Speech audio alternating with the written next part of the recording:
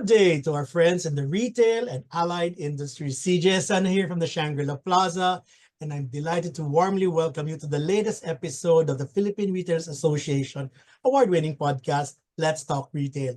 We're on season 5, and this is our 43rd episode. Quite a feat for us, and we thank you, our audience, for supporting us, and we thank our guests for giving us time from their busy schedules to be with us.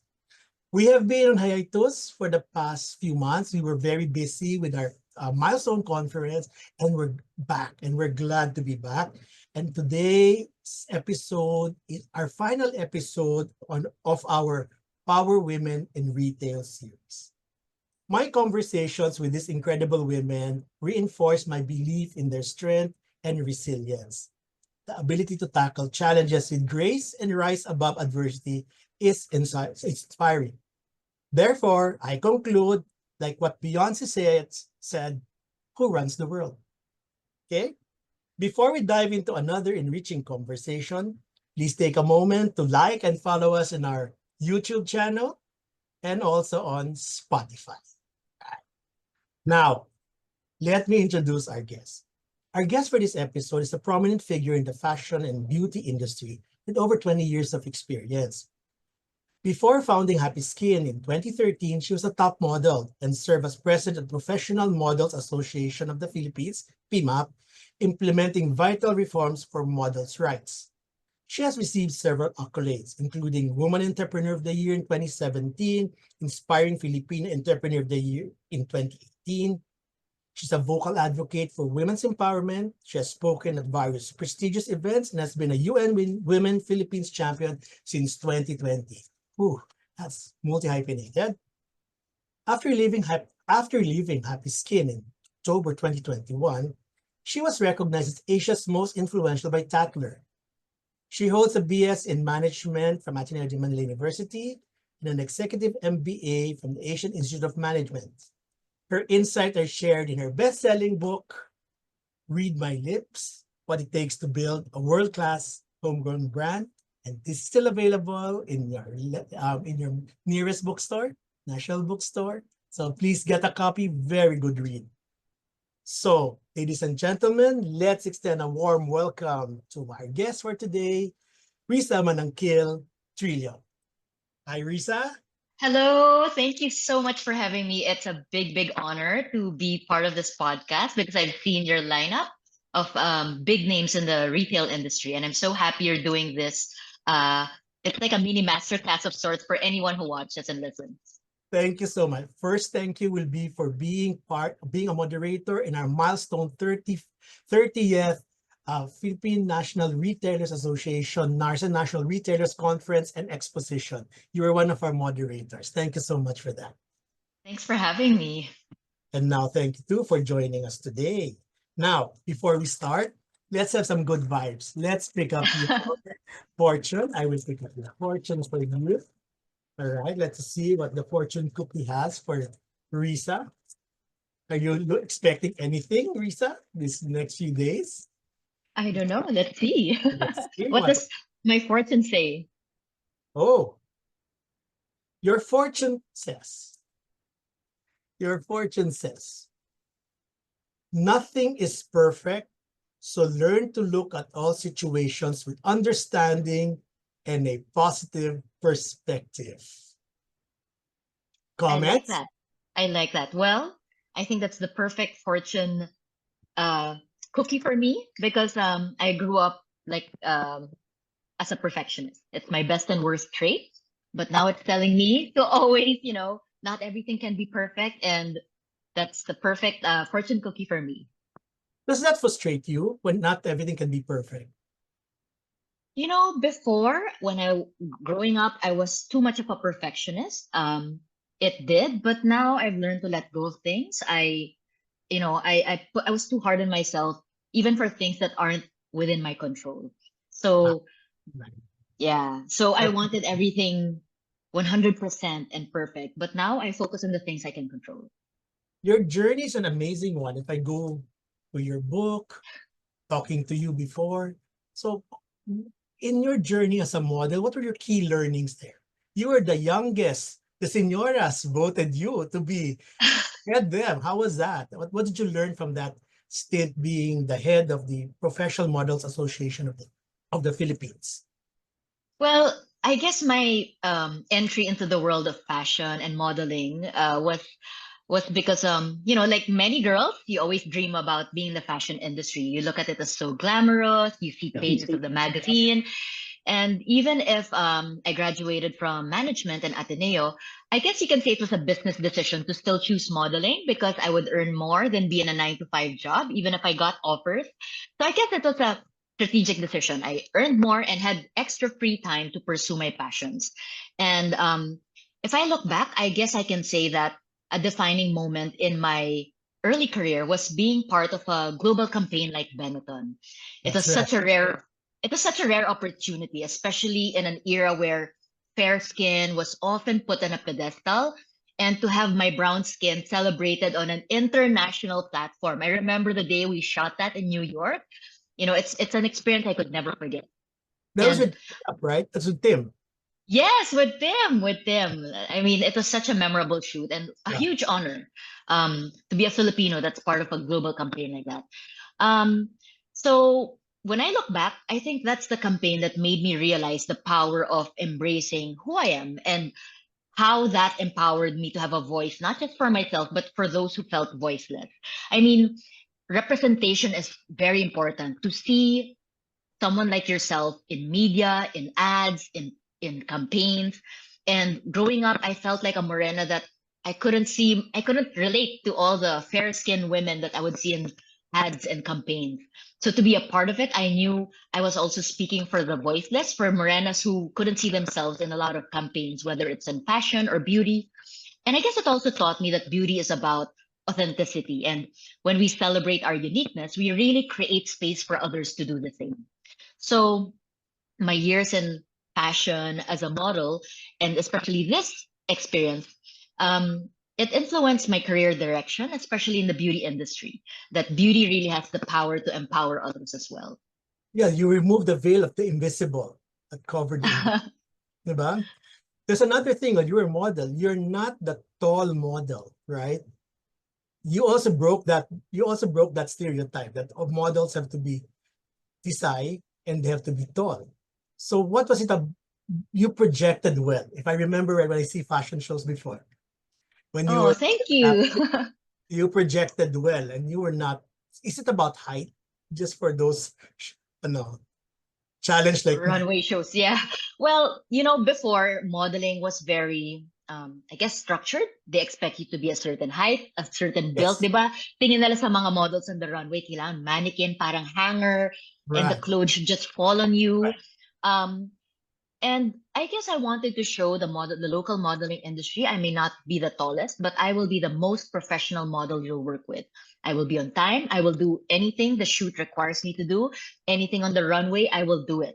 So I knew that being professional had to be my edge because I wasn't the tallest, I wasn't the fairest, and I think it worked out because people saw my drive in the modeling industry, and it eventually people had the confidence in me to later lead PMAP, the Professional Models Association of the Philippines, and that's one of the things I'm proud of as a model because when I got into modeling, the modeling industry back then wasn't as professionalized. It was, sometimes models would finish from a fashion show not knowing how much they were paid. There were a lot of overtime without proper pay. People look at the modeling industry as oh, it's so, you know, it's just all, Glamorous. yeah, it's It's just a job. so trivial. Yeah, but A job. it's still, yeah, it's a job at the end of the day. Sometimes we would rehearse for unfair hours, early morning habang sarado pa yung mall, or kailangan mag-rehearse pag sarado pa yung mall, hindi pa open in the public until after midnight without fair compensation, or unlimited fittings without fair compensation. So I wanted to make things right. Um, and I guess I was so young, but I just felt I had a mission to do. So I gathered all the directors, the runway directors, and called them to a meeting and laid down the rates, that these are the rates of PMAP members and these are the new rules that will apply to members. And I also, maybe because it was my business background, that I treated running PMAP like a business also. I Right. reached out to a lot of retailers, and I also sent them the rate guides of PMAP, so that, it built a relationship with PMAP, not just with designers, but even retailers, malls, and other people who would need models in their industry. Because, before, runway shows were the biggest things, right? Every event, a store opening, a Yeah. new collection launch, a restaurant opening, a hotel opening, a phone launch, every new thing was introduced through a fashion show. So those were really wonderful days that there were so many fashion shows, and I kind of miss those days because in other parts of the world they still do a lot of fashion shows. So these learnings became your basis for launching Happy Skin, because Happy Skin was talking to a different mindset, a different physical aspect. Maybe can you tell us more about what got you into Happy Skin? Now that's a real business already. Okay. One Well, notch higher pa. Diba? yeah. So I guess it was my own experience as a model. You think it's so glamorous, but you keep putting makeup and you end up breaking out. So I would have a lot of blemishes, pimples, and my skin condition was so bad. But then at the end of the day, you wash it off. But when you go back the next day, you have to put makeup to try to cover it. So it was a vicious cycle, and it felt frustrating, and I felt like, oh, there's a gap here. There's no makeup that cared for the skin back then, and I saw an opportunity to combine makeup and skincare so that people and women who wear makeup can feel more confident without worrying about breaking out. So, That was it was. the point. Yes, it's about finding the gap, a problem to solve. It Yeah. wasn't about choosing a product to sell. I wanted to find the problem to solve. And as a model, I guess I knew firsthand the frustration of using makeup to cover breakouts, and then my pores will clog, and the cycle will start all over again. People really think that modeling is glamorous in the runway or in a magazine, but the reality, it was not as glamorous as most people think. So this gap in the industry where makeup didn't care for the skin, this is what I wanted to address. I wanted to create products with skin caring ingredients so it breaks that cycle of breaking out while at the same time celebrating the beauty of Filipinas. Because my frustration also back then was Right. wala pa masyadong makeup that suited morenas. It was all a lot of international brands that and the color shades were very Yeah. limited. So the goal was never just about makeup. It was also about helping women feel empowered, confident, and cared for. Yeah, that's true. When a lady has a red lipstick, she feels so powerful. She can conquer the world, right? That's So, right. so there. But when you were in Happy Skin, were you involved? What was your involved with the whole process from product development to marketing to launch? I mean, can you give us that entrepreneurial side of yours? Wow. Like a lot of entrepreneurs, when they start a business, you wear so many hats. Okay. And co-founding Happy Skin as the first homegrown cosmetics brand to combine makeup and skincare. We were sourcing products from Japan, Korea, Taiwan. Under my leadership, we earned 40 beauty and retail awards, and at some point, we established a 100 counter footprint. We were also the first cosmetics brand to collaborate with Disney, and we pioneered celebrity makeup collaborations with Chris Aquino, then Right. Bernardo, Heart Evangelista, Casey Concepcion, and we were able to scale a homegrown cosmetics line from concept to market leader. So I was involved in developing a lot of groundbreaking products, leading teams, spearheading the strategic direction and execution of brand initiatives, ensuring that the brand's vision and values, of course, resonated with our target audience. So aside from product development, it involved formulation, testing, packaging, and marketing it, leading product launches, promotional campaigns, public relation efforts, enhancing brand reputation, and even consumer engagement. And of course, another important aspect was that was the time social media exploded. And Yeah. as a small brand with we don't have deep pockets like all the big brands. Back then, yung labanan ng mga brands was billboard, print ad, and we don't have Right. that kind of budget. But we entered at a time where social media was such a great equalizer, so that even if you were a shop around the corner, a small brand, you still had visibility and you would reach a lot of consumers. So it was the perfect time. So I also made sure we had strong online presence through engaging content and influencer partnerships.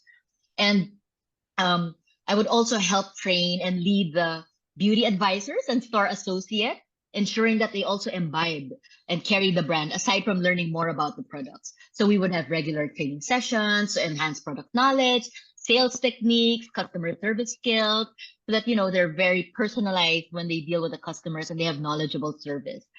Um, Aside from that, we would also analyze data, consumer feedback. Sometimes I'm the one answering customers on our Instagram accounts or Facebook accounts. That's how hands-on I was. And looking at market trends to develop strategies so that, of course, we ensure growth and profitability. And I guess if I look back, it was my many years of being in the fashion and modeling industry, Yeah. all the connections I made from retail to designers to all the editors, all the makeup artists, all the photographers, the models, the designers, every touch point in the fashion industry and the retail industry, I was able to bring that and leverage it for a first time homegrown brand to enter the market. And I think relationships like that are very valuable. If I look back, without those, I don't think it would have been launched the same way. Um, there were opportunities that I was able to open for the brand because of my relationships and connections in the industry.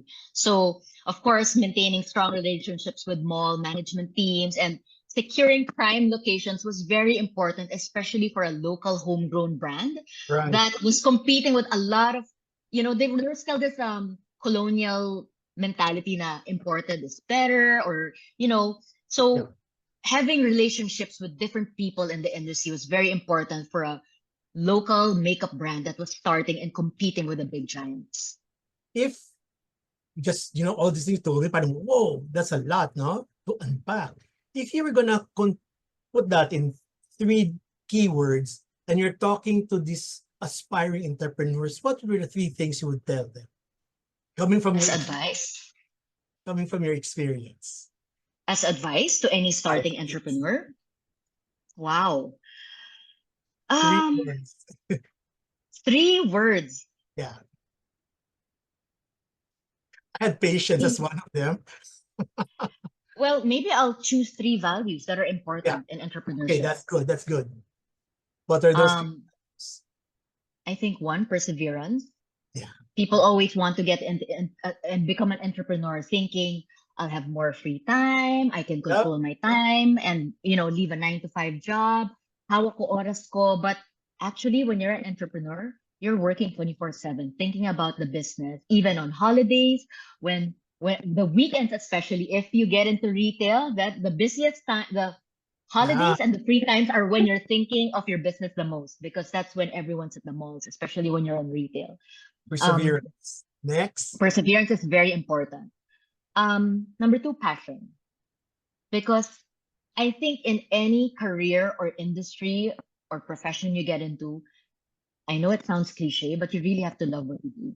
Because when things get really hard and it tests every bit of you, you have to remember why you're there, why you did it from day one. And passion is what fuels you to go on despite all of this. And then Two. maybe the third word would be integrity. I think every entrepreneur has to remember that sometimes they'll come along shortcuts, but integrity is about doing what is right, even if it isn't easy. Um, I really believe that in my life, no matter what I do, whether it's modeling, as a journalist, and as an entrepreneur, and even that's the same thing I pass on to my daughters.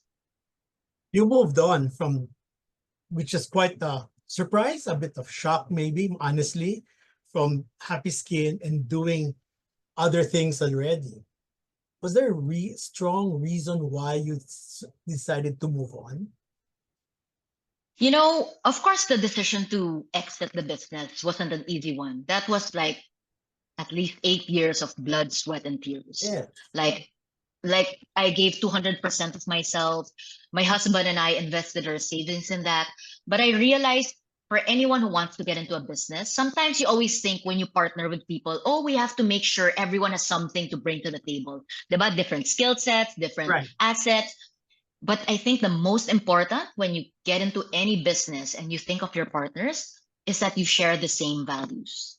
Okay. That's very important because when it comes to decision making, your values should be aligned, and it's what will guide you as you go through your business. It wasn't an easy decision. It wasn't something I thought of overnight. It was years, many years. And I was at a point where I knew I did everything I could. I didn't want to leave at a point where I would ask myself, what if I did this? What if I did that? I was at the point that I tried everything, or I've exhausted all resources to address my concerns. And I think what really helped was when a friend told me, maybe you should look back when you started Happy Skin. What was on your checklist? And I think this is very important for a lot of brand founders because ang Pinoy may tendency hindi nila mabitawan ng negosyo nila eh. Okay. It's unthinkable to walk away. But I think it also takes strength to realize when to exit or when to leave something. And when I was talking to that friend, why don't you think of what your goals were on day one? And when I thought about it, I've checked all my goals. So I felt, okay na ako. Buo na yung decision ko, 100%. If I look back, I already knew that I was able to make the impact I wanted to make. And I think the best feeling was leaving, knowing that there was somewhat a legacy. Because after launching Happy Skin, I'd like to think it helped open doors for other brands to have the confidence to enter the retail Right. and beauty industry. Everyone always felt, oh, wow, is it possible to go against these giants? But I'd always like to think that Happy Skin helped open that door and everyone became more confident. Kaya rin namin. And I'm glad you were very candid about that because really, when you get into partnerships, it's just like any relationship. It can flourish, you'll have its hard times, but there are decisions to be made, hard decisions. And I'm glad that you have to let go when you need to let go. Thank you for that. That's right. So, I guess when I look back also, I think one thing that really stuck to me is when I made a decision to move on and move forward from something that it didn't feel right for me anymore. I always tell myself, and this is also what I always tell other people, other entrepreneurs, money can be earned, but integrity cannot. Diba? So sometimes you have to weigh things. Ano ba mas importante sa'yo, diba? And I think it's in the Pinoy culture sometimes it's so hard to do, but they can't imagine it because they hear so few stories of people exiting or leaving or making that leap. And I think we should normalize it because, you know, it's about making the best decision for yourself at the end of the day. yes, what makes you happy and fulfilled that you can wake up in the morning and say, okay, life goes on, right? Now, your next stops in your journey was book writing. You were a columnist before for beauty, right?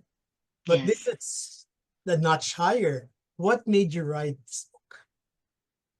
Oh, wow. A funny anecdote about that book is I was actually writing that the same time I was running a business and I was also taking up my executive MBA. And you had a family of And I was writing, my you had kids were kids, you have a were husband. toddlers, right? Yeah. So I know it sounds crazy. When I look back at it, as I feel like, wow, I did that.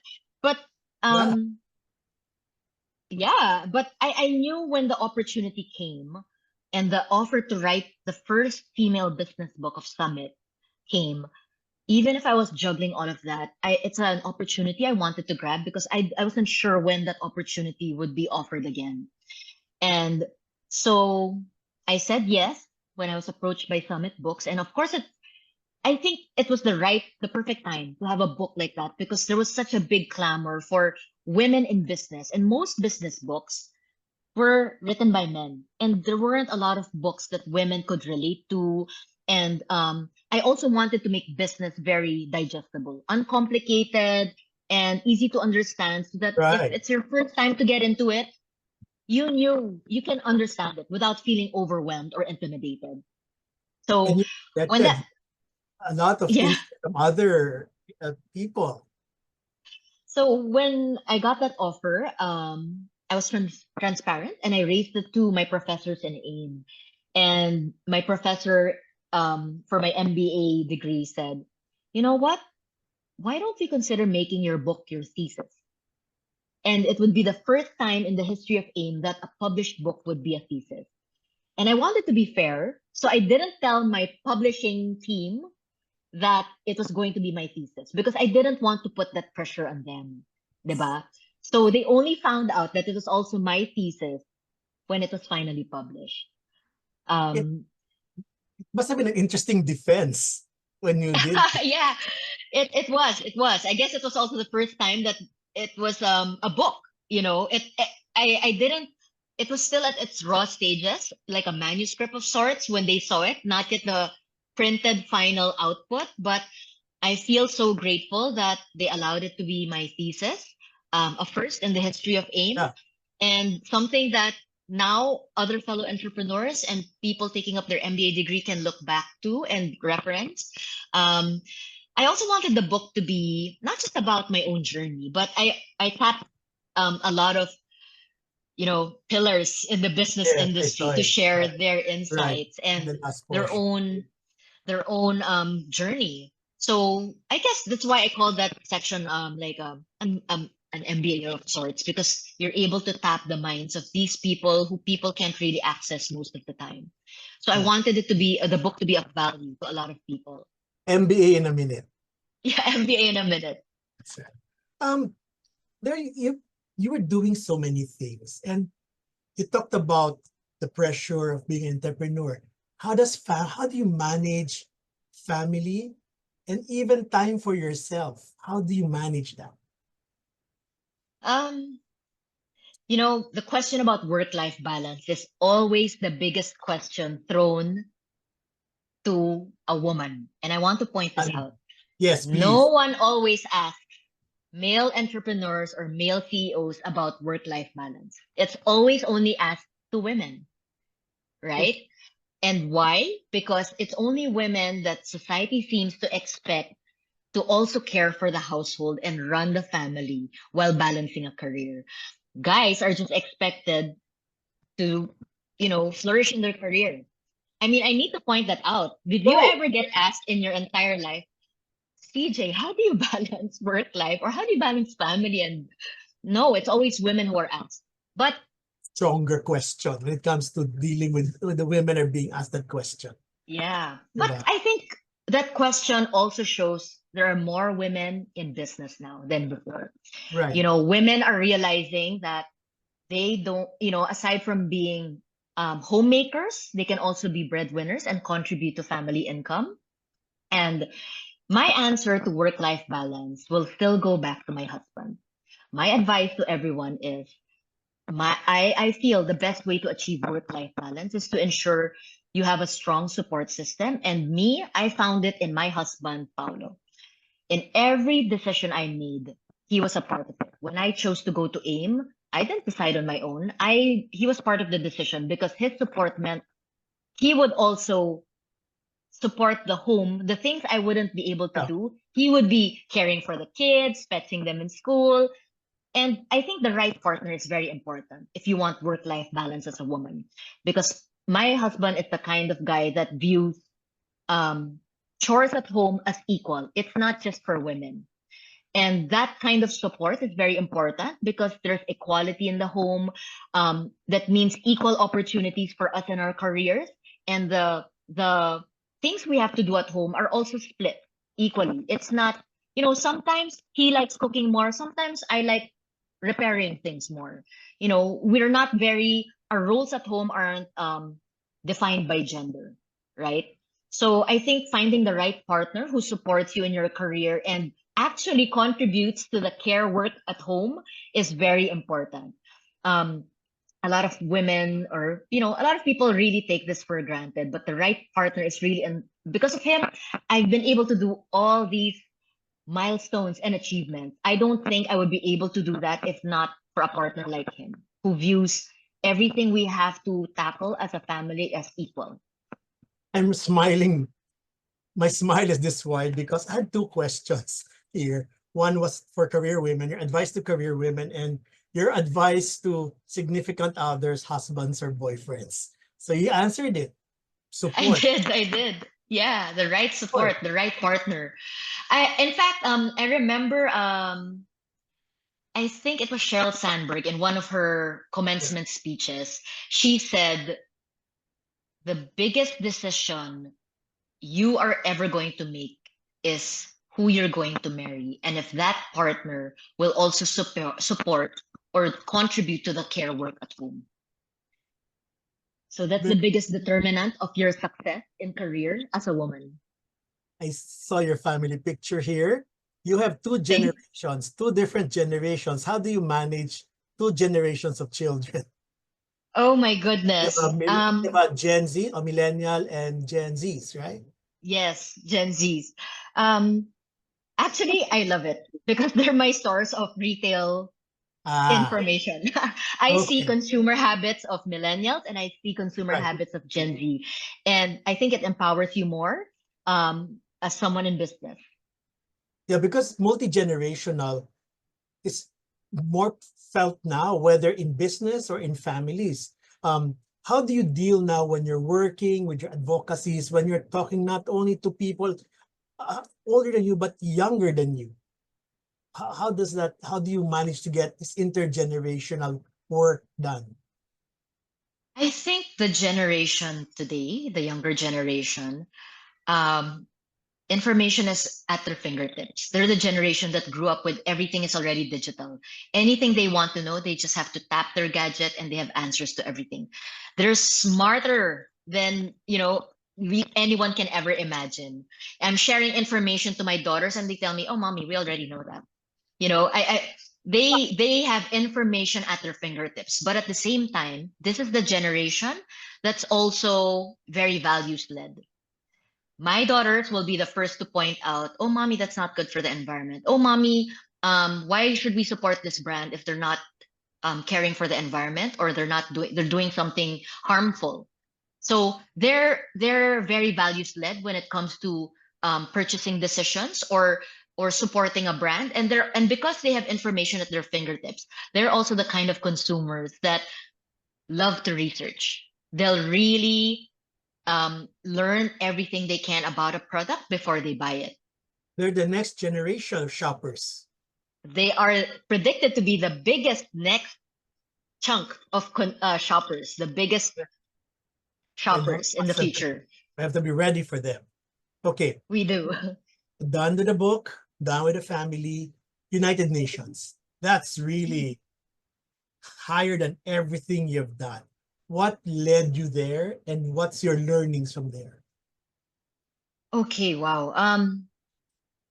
I started the opportunity to work with UN actually during the lockdown in 2020. So they reached out to me, and it was for the Women Empowerment Principles. This is the United Nations Women Empowerment Principles. These are a set of principles to ensure gender equality in the workplace. And those are one of the things I championed and supported. And it was I was there. I came in as a speaker, as a woman in business, and how gender equality was important in the workplace. And I've my relationship with UN Women Philippines has just gotten stronger and stronger the more I learn about the concerns of women, not just in business, but in different aspects of what's important to a woman, and how we can achieve gender equality, hopefully within this lifetime. Um, it's something I do with so much passion without expecting anything in return. I think that's very important for any person to to be able to give back without expecting anything in return. Um, I think it's been such an important journey to see how every decision we make, whether it's in the environment, as a retailer, as a business person, as a consumer, can affect the future of the next generation of women. And when you think about everything, half of the population is women make up half of the population. Right. So every time I work with UN Women Philippines, I really think about the generation. What kind of world are we leaving for the generation of the next generation, like my daughters, right? So that's what really motivates me. And I think um, the combination of being an entrepreneur, working with UN, and even being a mom, that's what motivates me really to work harder in all those other roles so that we give a better future for the next generation. What kind of world are we leaving for them? That's true. That's true. We have to look forward already, right? And they don't want them to blame us, right? Okay, I have a question. Given everything that's happened to you, what would be your advice to your 21-year-old self? Ah, Knowing what you know now. um, I'd still might tell myself to go. I'd still tell my 21-year-old self to go for it. You know, when you're young, that's the best time to make all the mistakes. The more mistakes you make, the closer you are to achieving um, whatever it is you need to realize or learn. People are so, well, I just said at the start, right? Being a perfectionist was my best and worst trait.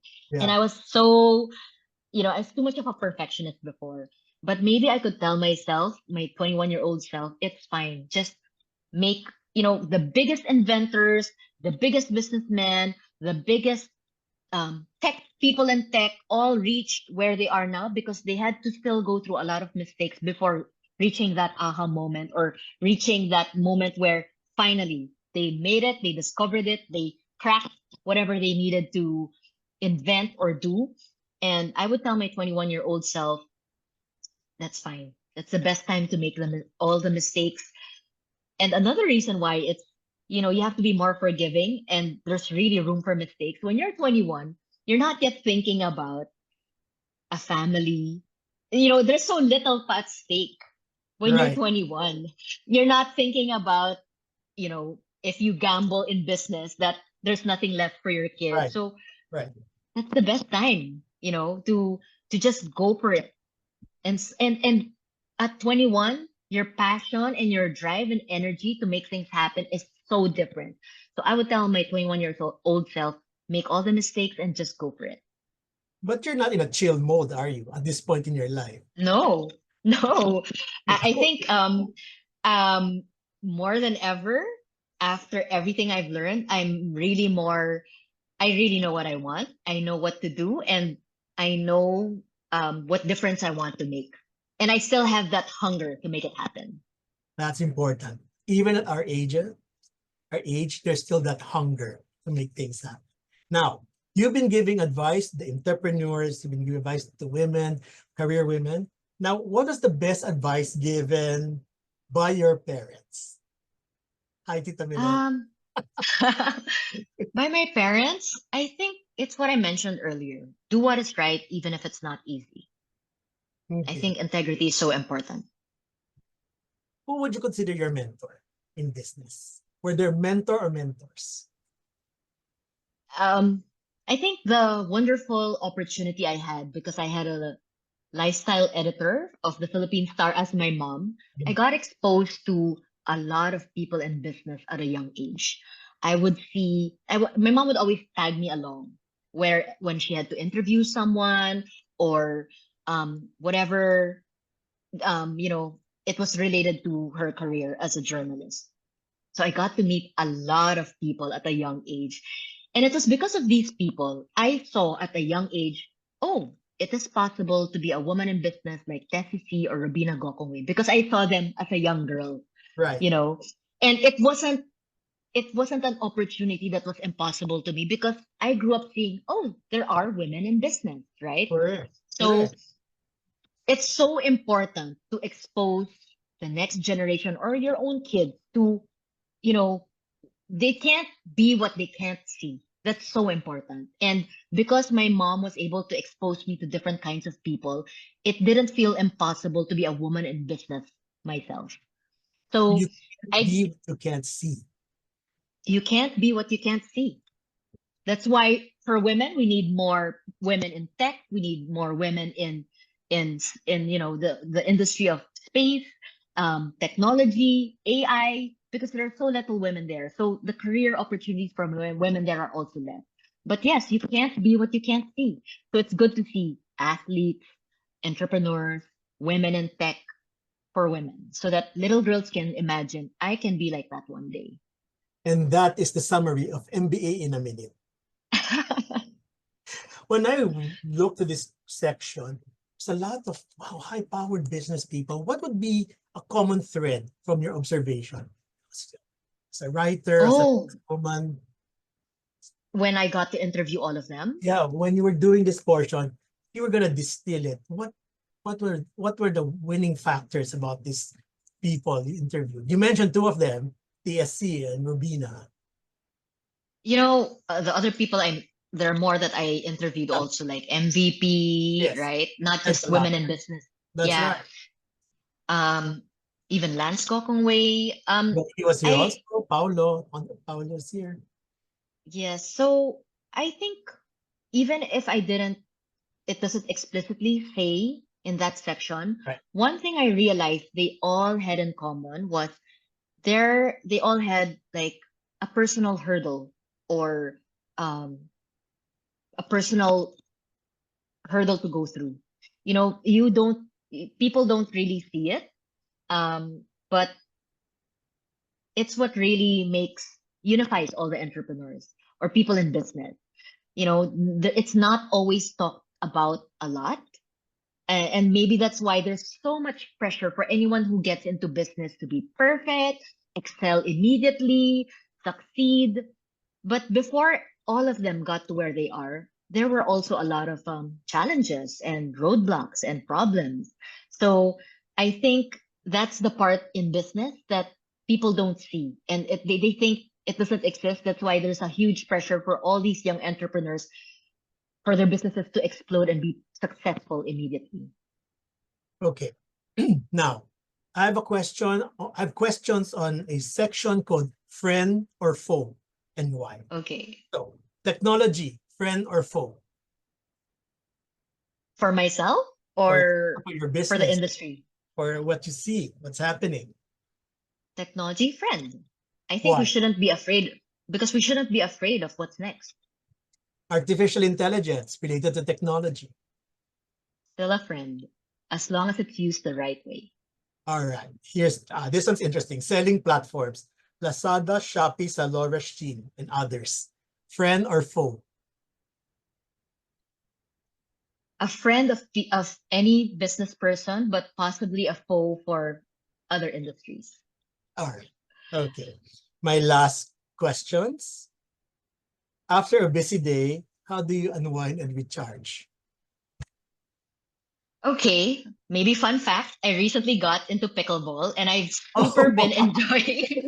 Do you play pickleball also? no, I don't. But wow, I hear a lot of people playing that. I have friends who play it. I mean, what is it Yeah, so about pickleball? Why is it getting so much traction? I'm just curious. you know what? I think I'm lucky because I was able to be part of a pickleball community that's very friendly. So whether you're a beginner or a super expert, everyone Yeah. is very welcoming. And I think that's what makes pickleball so interesting for everyone now. Kahit you've never held a racket, you can get Yes. into the sport. But people who have had racket background, because I played tennis when I was 6 years old, and I've tried other racket sports, it's not hard to get into.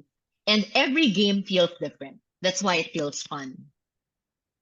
You're And it's not in a good comfort zone. exercise. You're not in a comfort zone. Sorry, You're never in a comfort zone. That's my takeaway from me? it. Yes. um, Maybe because, I think there's still that hunger to do more.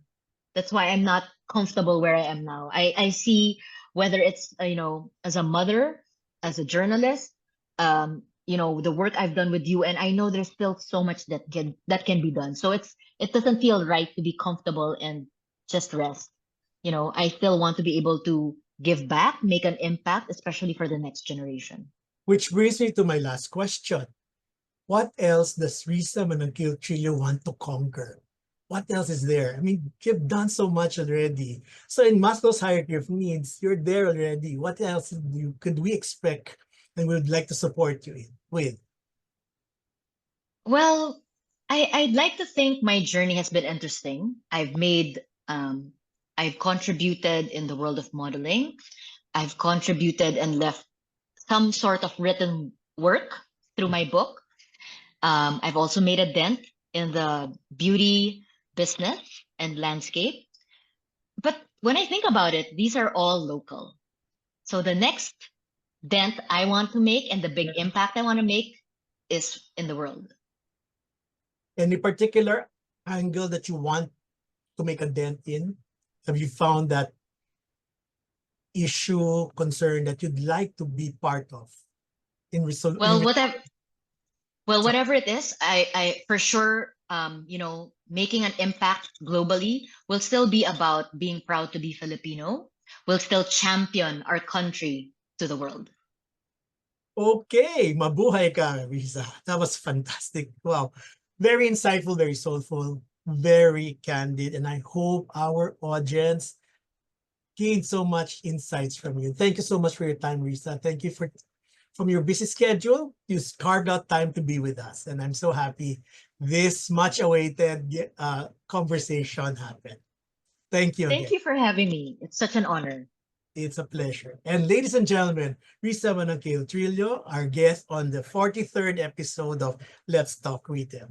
Thank you very much. This is CJ San of the Shangri-La Plaza, wishing all of you a good day ahead and happy selling. It's almost Christmas. And please don't forget YouTube and Spotify. Thank you. Bye-bye.